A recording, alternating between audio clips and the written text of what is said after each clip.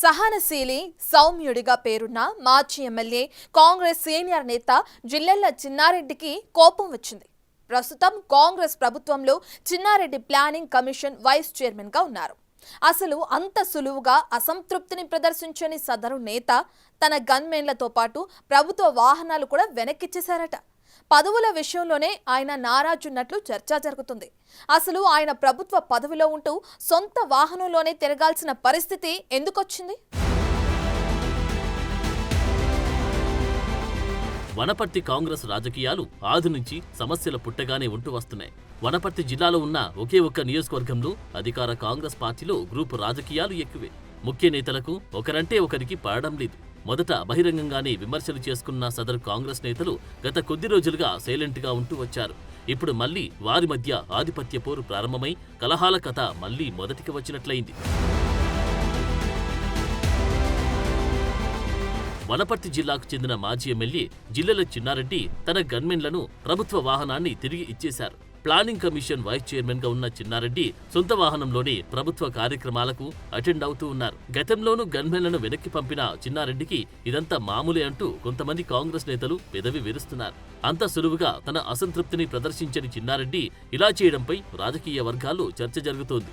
వనపర్తి నుంచి 4 సార్లు ఎమ్మెల్యేగా ప్రాతినిధ్యం వహించిన జిల్లెళ్ల చిన్నారెడ్డి గత అసెంబ్లీ ఎన్నికల్లో కాంగ్రెస్ టికెట్ వచ్చినట్లే వచ్చి చేజారింది.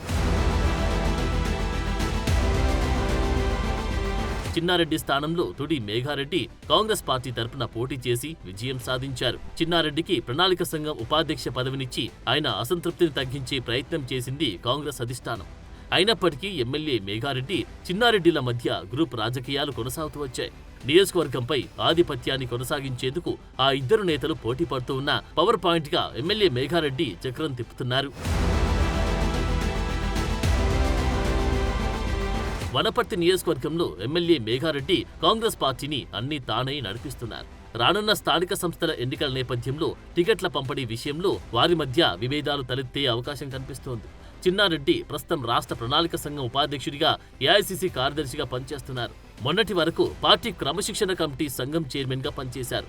అయితే క్రమశిక్షణ సంఘం చైర్మన్ గా ఉన్న తనకు ఇంకా పదవీ కాలం ఉండగానే మార్చారని తన అనుచరుల వద్ద ఆయన వాపోతున్నారట. కాంగ్రెస్ పార్టీ అధికారంలో లేనప్పుడు కూడా క్రమశిక్షణ కమిటీని సమర్థవంతంగా నిర్వహించారనే పేరు చిన్నారెడ్డికి ఉంది. ఈ విషయంలో అధిష్టానానికి లేఖ కూడా రాసినట్లు సమాచారం. అయితే పార్టీలో కీలకమైన ఈ క్రమశిక్షణ కమిటీ చైర్మన్ గా డాక్టర్ మల్లు రవిని పార్టీ నియమించింది. ఈ విషయంలో చిన్నారెడ్డి కొంత నారాజైనట్లు సమాచారం. అలాగే పార్టీలో సంస్థాగత పదవులు చాలా కీలకంగా ఉంటాయి. ఆయన్ను క్రమశిక్షణ కమిటీ చైర్మన్ నుంచి తప్పించిన తర్వాత రాజకీయ వ్యవహారాల కమిటీలో సభ్యుడిగా నియమించారు. ఆ క్రమంలో సంస్థాగత పదవులు కూడా దక్కడం లేదనే వాదన ఆయన వర్గం నుంచి వ్యక్తమవుతుంది. వనపర్తికి చెందిన స్పోర్ట్స్ అథారిటీ చైర్మన్ శివసేనారెడ్డికి రంగారెడ్డి జిల్లా బాధ్యతలను పార్టీ అప్పగించింది. సీనియర్ నేతగా ఉన్న చిన్నారెడ్డికి మాత్రం జిల్లా బాధ్యతలు అప్పగించలేదు. ఈ పరిణామాలపై అలిగిన చిన్నారెడ్డి తన గన్మెన్లను ప్రభుత్వ వాహనాన్ని వెనక్కి ఇచ్చేశారని చర్చ జరుగుతోంది. అంతేగాక కాంగ్రెస్ పార్టీలో సీనియర్ నేతగా ఉన్న చిన్నారెడ్డి తన కుమారుడైన జిల్లెల ఆదిత్యారెడ్డిని వనపర్తి నియోజకవర్గంలో కీలకంగా ఉంచాలని భావిస్తున్నారట. వచ్చే ఎన్నికల్లో తన కుమారుణ్ణి కాంగ్రెస్ పార్టీ తరపున బరిలోకి దింపాలనే యోచనలో ఉన్నట్లు ఆ పార్టీ వర్గాలు చర్చించుకుంటున్నాయి. జడ్పీ చైర్మన్ బరిలో ఆదిత్యారెడ్డిని దించాలని చిన్నారెడ్డి భావిస్తున్నారట. అంతేగాక నియోజకవర్గాల పునర్విభజన జరిగితే ఏదో ఒక నియోజకవర్గం నుంచి ఆదిత్యారెడ్డిని పోటీకి దించాలనుకుంటున్నారట.